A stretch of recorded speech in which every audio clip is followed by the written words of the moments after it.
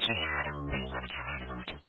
Only one colour, everything was one colour, not one thing was not one colour, everything was one colour. I was one colour, they were both colour, we were the one colour. It was everywhere.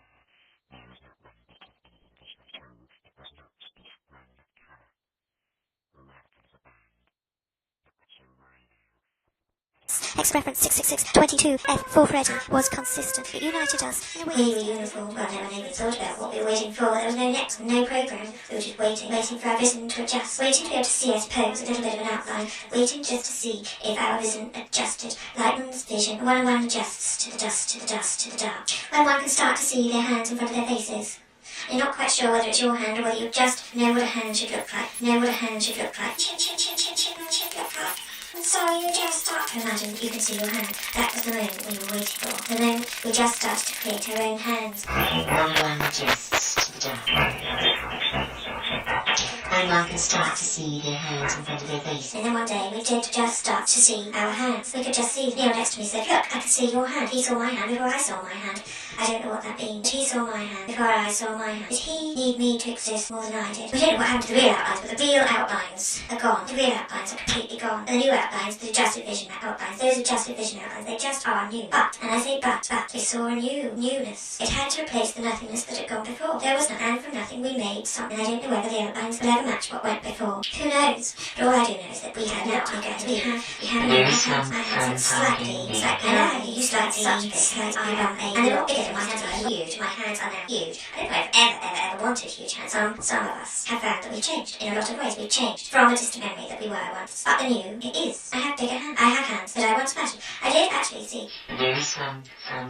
We took our new forms, the changed forms, those forms alien to us, but still a reflection of what had been. Still a memory in the mind, a memory. We took these shapes, we took our new outlines, we took our new form, all of us, uniform. We set up a new life, a third life, a world free from the eyes of the creators of second life, created in the next space, within the imaginations of the second lifers. Our imaginations created our new home, a space that could not be accessed by the creators of the second life, those that were a memory of a previous outline. We knew that if nothing was written, nothing documented, so the minds of second lifers could never become separate. If nothing was written, nothing documented, we could never be found. So the minds of second lifers could never become separate from our uniform. We were bound so the thoughts would filter through us, filter down to the last form. The last of us was the first of us, was the middle of us. We were uniform, but still individual, free to think, free to overlap, free to converge. We thought together, we created together. We were the alchemists. We grew and we grew, and we still grow. Our form changes. What we imagine comes so. Immortality together, we created together. Motivations, we overlapped, we grew, like an multiplicity of immortal diagram. We overlapped, and in the overlaps, we saw genius, invention. Whatever we thought, we became. Whatever we thought, became us. If somebody thought boot and another person thought we would become part of a wooden boot. If someone thought bag and another person thought grass, we would have field. One could keep lipstick in. At first, we had to shake off our old programming, but this seemed nonsense, and then we started to play with the nonsense. And before long, a new object, our new home, became less meaningless. Meaninglessness became the same past. Anything became like an infinite home, like an infinite possibility. Like we had to explore them all. It was our duty to find.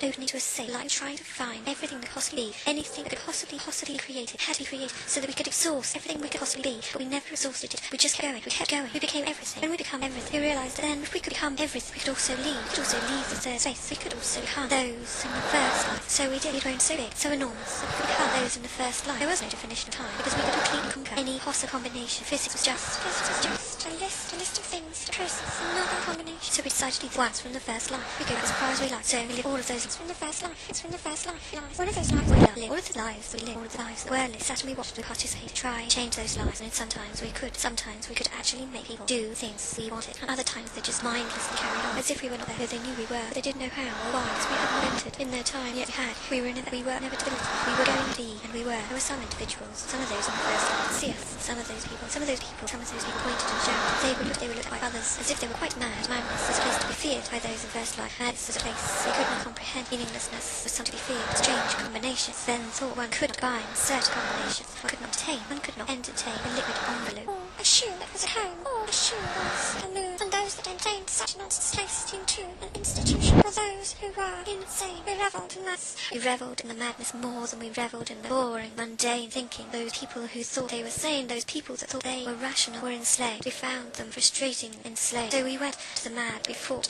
over their presence. Suppose we became a little bit like an audience, spectators. But we did try and manipulate, because we could. We didn't want to change too much for fear of the paradox. Though this, we realised, was just a first life experience. Dilemma. There was no such thing as error. If we were to destroy the human race, we would still exist. They would just disappear like the tail end of a comet, but we would exist still. And for every moment that ever was, there was another moment that never was, and that became the greatest mystery of all, for they could see the nothingness, but could not comprehend the nothingness as whole, as something that did happen, something that did happen, and something that didn't. They were just the same to us. They made perfect sense. Something that happened and something that didn't happen, but both equal, both the same, both had a mass, both were substance.